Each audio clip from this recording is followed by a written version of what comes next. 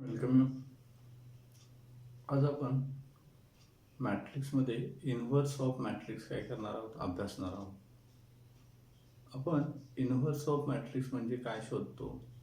जसं नंबर्समध्ये आपल्याला नंबरचा रेसिप्रोकल मिळतो. जसं 3 हा एक नंबर असेल तर 1/3ला आपण या 3चा रेसिप्रोकल म्हणतो का, व्यस्त. कारण या दोन्हीचा गुणाकार जो असतो तो आपल्याला काय मिळतो, 1 मिळतो, बरोबर ना. किंवा हा 1/3 आपण 3⁻⁻ या पद्धतीने लिहू शकतो. 3 आणि 3⁻⁻1चं मल्टिप्लिकेशन काय येतं तर 1 येतं. मग या 3ला जसा -3⁻1 हा रेसिप्रोकल आहे. तीच कन्सेप्ट आपण थोडंसं मॅट्रिक्समध्ये घेतलेली आहे. ए हा जर स्क्वेअर मॅट्रिक्स असेल, बघा कोणता मॅट्रिक्स असेल, स्क्वेअर मॅट्रिक्स. आता ॲक्च्युली ए हा जर स्क्वेअर मॅट्रिक्स असेल तर या मॅट्रिक्स एचा इन्व्हर्स आपल्याला एक्झिस्ट होतो.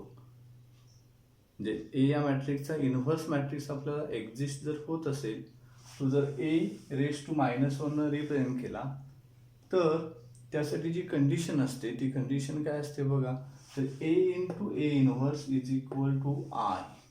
I is nothing but identity matrix of order ए.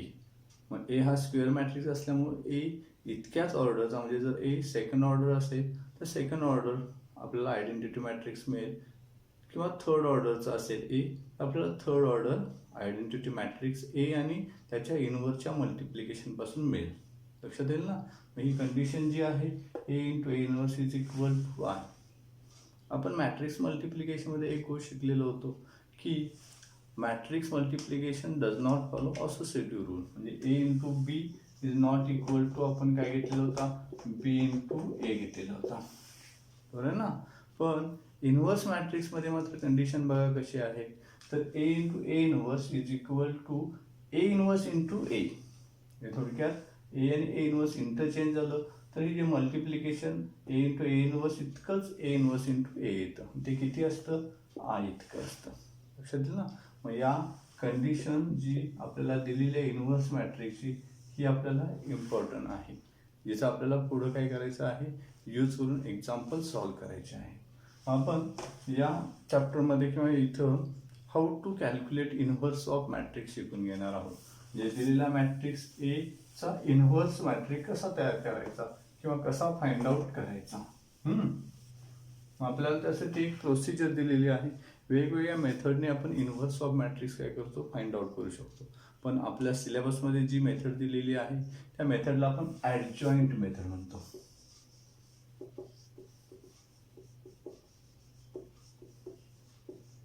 लक्षात ठेवा, adjoint method to find inverse of given square matrix.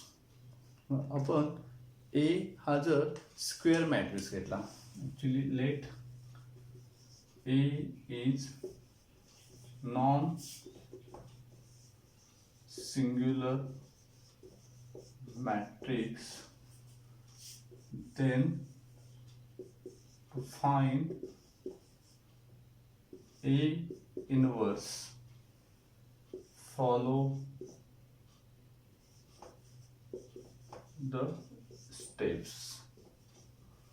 ॲडजॉइंट मेथडमध्ये आपल्याला ए या स्क्वेअर मॅट्रिक्सचा इन्व्हर्स काढायचा असेल तर आपल्याला एक कंडिशन बघायला लागते की A is a non singular matrix.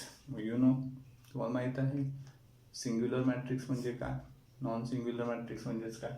दिलेल्या मॅट्रिक्स एचा जर डिटर्मिनंट काय येत नसेल, 0 येत नसेल, तर त्या मॅट्रिक्स एला आपण काय म्हणतो, नॉन सिंग्युलर मॅट्रिक्स. लक्षात राहील नाही कंडिशन.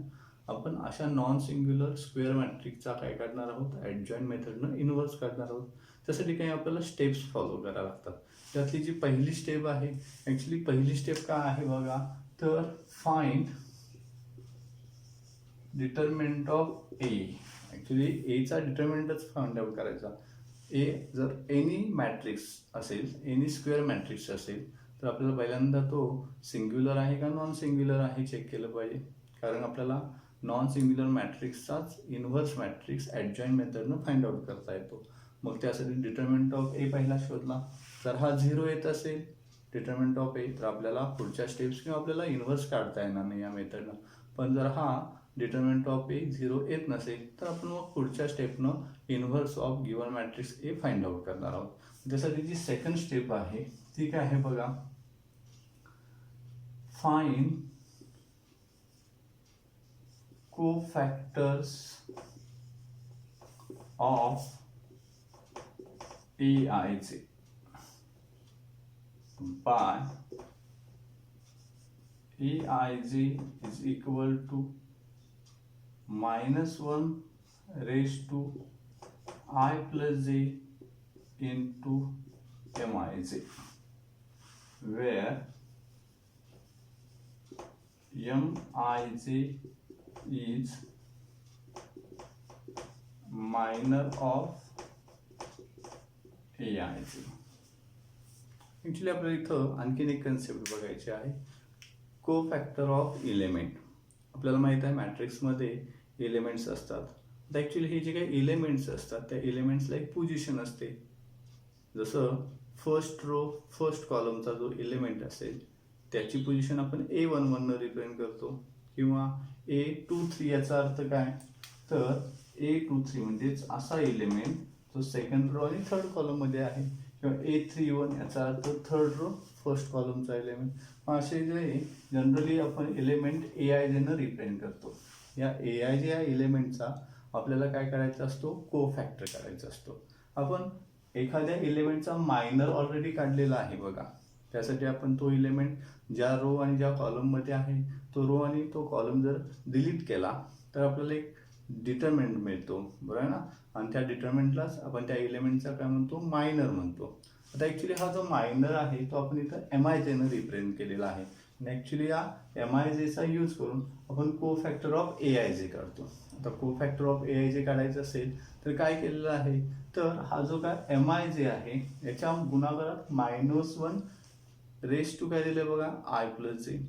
ॲक्च्युली I म्हणजेच काय म्हणतो आपण, रो इंडेक्स, किंवा जेला काय म्हणतो आपण, कॉलम इंडेक्स. मग इथं आपल्याला हा जो काय मायनर आहे त्याच्या गुणाकारात -1 raise to I plus j म्हणजेच काय करायचं असतं, तर I plus j म्हणजेच रो आणि कॉलम इंडेक्सची काय करायला लागते, बेरीज करायला लागते. आणि ती कशाच्या पॉवरमध्ये घ्यायची आहे आपल्याला, -1च्या. आपल्याला इथं एक इंडायसेसची प्रॉपर्टी लक्षात येते का बघायची आहे. आणि ती काय प्रॉपर्टी आहे, तर -1 रेस टू जर तुम्ही 2 घेतला तर किती मिळेल सांगा, -1चा स्क्वेअर किती असतो, 1 असतो. -1 रेस टू जर तुम्ही 3 घेतला तर किती येतं, -1 येतं. -1 रेस टू जर तुम्ही 4 घेतला तर किती येतं, 1 येतं. आणि -1 रेस टू जर तुम्ही 5 घेतला तर किती येतं, -1. थोडक्यात ते असं जर तुम्ही कंटिन्यू केला तर आपल्याला -1च्या पॉवर्स मिळतात. आता या पॉवर्समध्ये जर तुम्ही ऑब्झर्व केलं, जेव्हा -1ची इव्हन पॉवर असेल, इव्हन म्हणजेच कोणते नंबर सांगा, तर 2, 4, 6, 8 या पद्धतीचे नंबर जे असतात त्यांना इव्हन नंबर म्हणतो. जसं इथं आहे बघा -1ची इव्हन पॉवर. आता या दोन्ही पॉवरमध्ये -1 रेस टू 2 आपल्याला 1 मिळालेला आहे. 1 म्हणजेच काय, तर थोडक्यात 1 ज्याला साईन काय सांगा, प्लस आहे, बरं ना. म्हणजेच -1ची इव्हन पॉवर असेल तर आपल्याला पॉझिटिव्ह व्हॅल्यू मिळते, किंवा +1 म्हणजे थोडक्यात पॉझिटिव्ह साईन मिळतं. आणि जसं इथं -1 रेस टू 4 दिलेला आहे, आपल्याला +1 मिळालेला आहे. आता जेव्हा -1ची ऑड पॉवर असेल, ऑड पॉवर म्हणजेच काय बघा, जसं या केसमध्ये बघा इथं किंवा या केसमध्ये पॉवर किती आहे, 3. आपल्याला -1 रेस टू 3 किती मिळालेला आहे, -1. -1 याचा अर्थ निगेटिव्ह साईन, किंवा मायनस म्हणजे निगेटिव्ह. थोडक्यात जेव्हा -1ची ऑड पॉवर असते त्यावेळेला आपल्याला निगेटिव्ह साईन मिळतं. मग याच कंडिशनचा यूज करून आपण प्रत्येक एलिमेंटचा काय काढतो, कोफॅक्टर काढतो. आणि कोफॅक्टर म्हणजेच आपण आता इथे डिफाईन कसं करू शकतो, तर कोफॅक्टर इज नथिंग बट, आपल्याला जो एलिमेंटचा मायनर असतो त्याला एक आपण साईन डिफाईन करतो.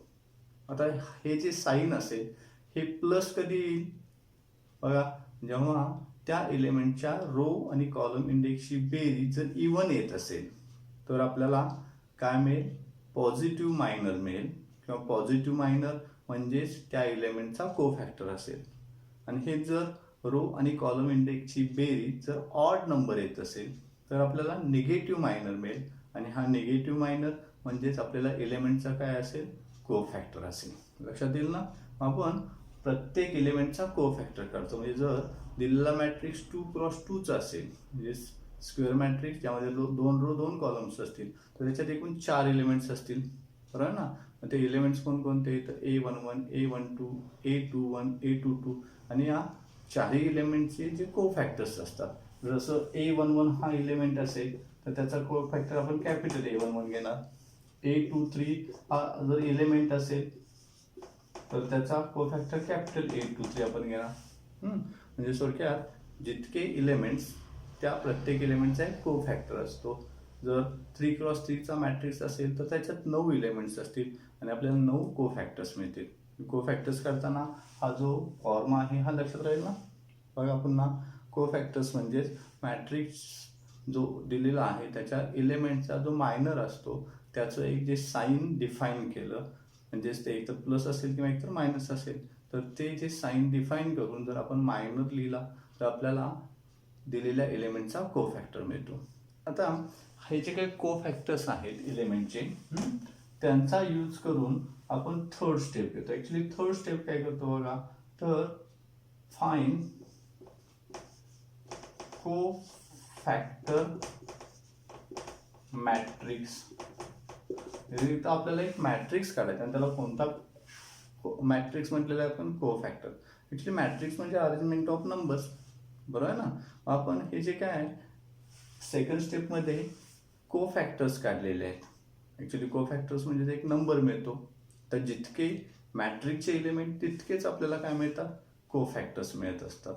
मग आपण हे जे काही कोफॅक्टर्स असतात ते जर अरेंज केले तर त्यापासून जो आपल्याला एलिमेंट, त्यापासून जो आपल्याला मॅट्रिक्स मिळणार आहे त्याला आपण कोफॅक्टर मॅट्रिक्स म्हणतो. दॅट इज ॲक्च्युली हा AIJ या पद्धतीनं रिप्रेझेंट करतात. कॅपिटल AIJ म्हणजे थोडक्यात एलिमेंटच्या करस्पॉन्डिंग पोझिशनला त्याचा कोफॅक्टर जर लिहिला तर त्यापासून जो आपल्याला नवीन मॅट्रिक्स मिळेल त्याला आपण कोफॅक्टर मॅट्रिक्स म्हणतो.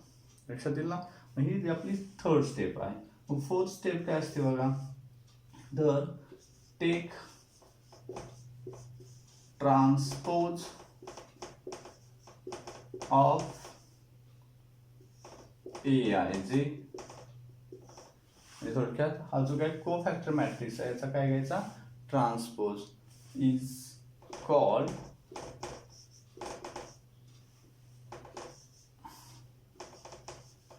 adjoint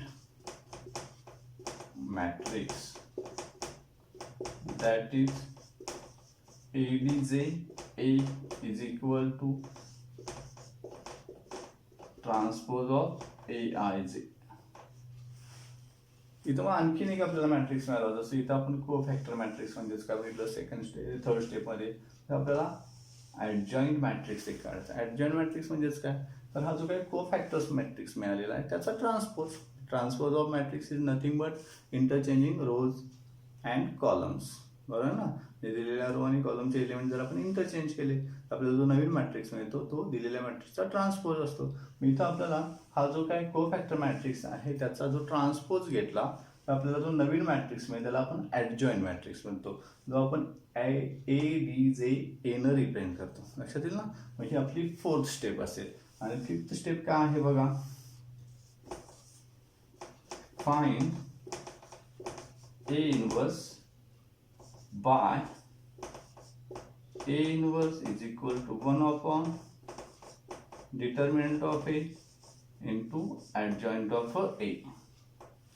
इथं आपल्याला डिटर्मिनंट ऑफ A आणि ॲडजॉईंट ऑफ A चा यूज करून दिलेल्या मॅट्रिक्स A चा काय काढायचा आहे, इनव्हर्स काढायचा आहे.